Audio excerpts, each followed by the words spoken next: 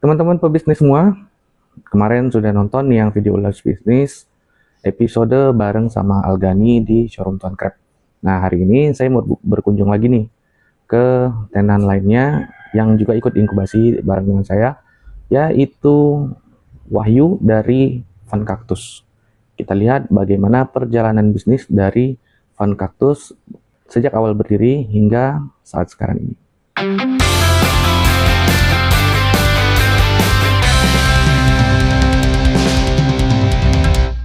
Hai, saya Wahyu, bisnis owner dari Fun Cactus.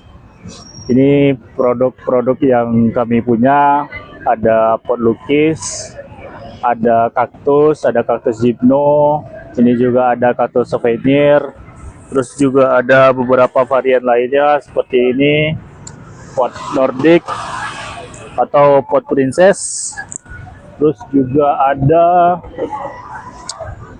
ini ada coaster. Ini coaster yang oval sama yang bulat. Fun Cactus itu dari 2019 awalnya, Bang. Jadi itu masih dalam masih coba-coba untuk sampingan lah, selingan waktu kuliah dulu ya. Fun Cactus itu sendiri dari kesenangan, happy. Kalau kaktus ya ini produk-produknya. Jadi fun.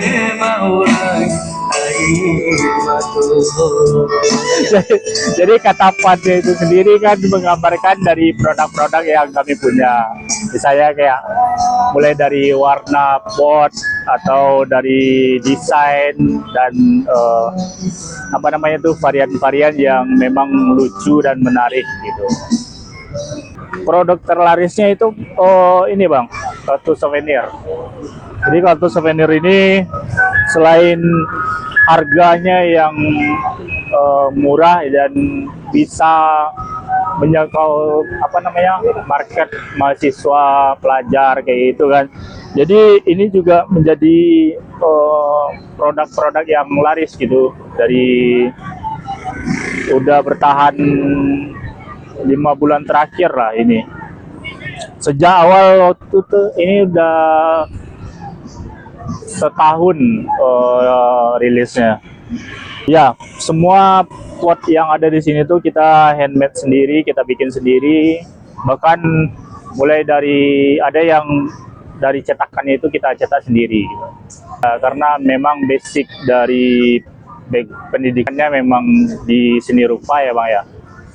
Jadi awalnya memang itu tuh cuman bagian dari proses kreatif sih. Jadi semua pot yang itu tuh kita cetak, kita coba-coba untuk membuat satu pot. Akhirnya beberapa kali itu tuh menjadi kita inovasikan gitu. Per bulan kita kalau base datanya itu pot sekitar 200 piece lah. Itu pot yang ini aja, pot lukis seperti ini aja. Tapi kalau yang ini itu tuh bisa mencapai 400, sekitaran itulah rata-rata. Ini dengan ini ya, ini sama inilah rata-rata 400 lah sebulan. Penjualan kalau sekarang itu di sini itu sekali seminggu. Habis itu kita di Instagram. Lebih fokusnya di Instagram. Terus partner kita ada beberapa kemitraan, mulai dari toko tanaman hias di Padang, terus juga ada di art space untuk experience-nya gitu. Jadi jadi pot-pot yang seperti ini yang masih basic cat dasar gitu, kita supply ke situ. Jadi mereka di sana yang mengembangkan orang-orang yang datang ke situ, dia yang merasakan experience-nya sendiri gitu. Tantangannya itu SDM-nya sih Bang, karena untuk apa namanya, kita di ekonomi kreatif itu kan, apalagi yang punya yang apa, kategori bisnisnya yang melukis karya, ya butuh keahlian khusus. Jadi kita harus betul-betul menyiapkan gitu SDM-nya. Kadang ada yang memang orang yang memang sudah basic pendidikannya di seni rupa pun kadang kewalahan untuk mengerjakan dengan media yang seperti ini gitu. Jadi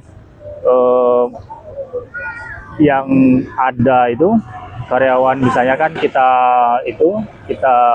rekrut karyawan, habis itu kita latih secara berkala, mulai dari misalnya kayak bulan ini proses mencetak aja dulu, habis itu nanti baru lanjut ke cat dasar, habis itu baru ke proses pewarnaan dan segala macamnya sampai menggambar sampai finishing.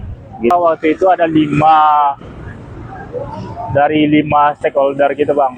Jadi ada dari hotel, perwakilan hotel, habis itu ada retail, terus juga Transmart juga tertarik kan ya? Iya, Transmart tertarik. Habis itu Christine Hakim lewat apa namanya, program Christine Hakim Idea Part itu, Ya, yang chip. iya yang chip itu juga dia mau apa namanya, membuat kelas experience seperti yang kemitraan yang sudah ada juga gitu. Nah, kemarin kan sempat ikut nih kelas inkubasi Ya, sama Al juga, sama Igun juga, Marahmat. sama Rahmat juga. Yang paling banyak dapat ini apa namanya, dapat ilmu dari sana apa aja? Itu lebih ke ini Bang, yang paling terasa itu fundamental bisnisnya. Jadi kadang kita berusaha tuh kan kayak ini, kayak bus nggak lampu apa lampu kosong. jadi nggak tahu arah aja gitu. Jadi setelah diinkubasi kita dapat pengarahan mulai dari yang ya terutama yang fundamentalnya itu Bang. Misalnya kayak dulu saya nggak tahu, ditanya mau jual produk ke siapa tuh nggak tahu. Jawabnya waktu ditanya kan, jual produk ke siapa? Ya jual ke semua orang gitu. Padahal kan nggak gitu ya. Tapi setelah itu tuh, jadi kita mulai memilah, mencerna apa namanya, market kita tuh siapa, personanya seperti apa, dia habitnya seperti apa, terus juga perilakunya seperti apa. Nah itu sih yang lebih itu. Jadi semakin kesimpulannya ya Bang, semakin kita bisa mendetailkan apa namanya tuh market kita itu, maka semakin mudah kita menjualkan produk ke konsumen gitu. Dulu kan kartun kan juga dikenal nih sebagai yang jarang buka tapi selalu laris. Ya. Boleh dong di-share kuncinya itu kok bisa seperti itu, kenapa? Apa ya? Lebih ke mungkin karena produknya ya, produk yang estetik mungkin. Karena beberapa usaha pun kami emang basicnya itu yang pertama itu estetik dulu gitu, menarik dulu gitu. Yang penting menarik, bisa dilihat sama orang jalan misalnya, terus dia bisa melihat lucu, dia tertarik, dan itu sih yang jadi kunci ya. Nah itu contohnya, lucu. Nah boleh dong saran nih atau pesan untuk UMKM pemula supaya bisa berkembang di saat sekarang ini. Apa ya?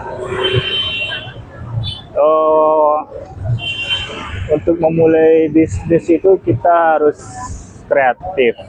Awalnya itu harus kreatif. Cuman setelah jalan, kreatif aja itu nggak cukup. Kita harus inovatif. Jadi karena sebuah produk itu ada masanya, ada waktunya gitu.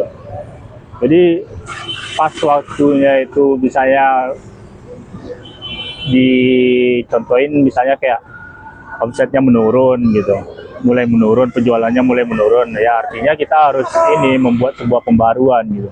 Jadi kalau misalnya sikap inovatif itu selalu ada, selalu kita kedepankan, insya Allah sih bisnis kita bisa lah bertahan gitu.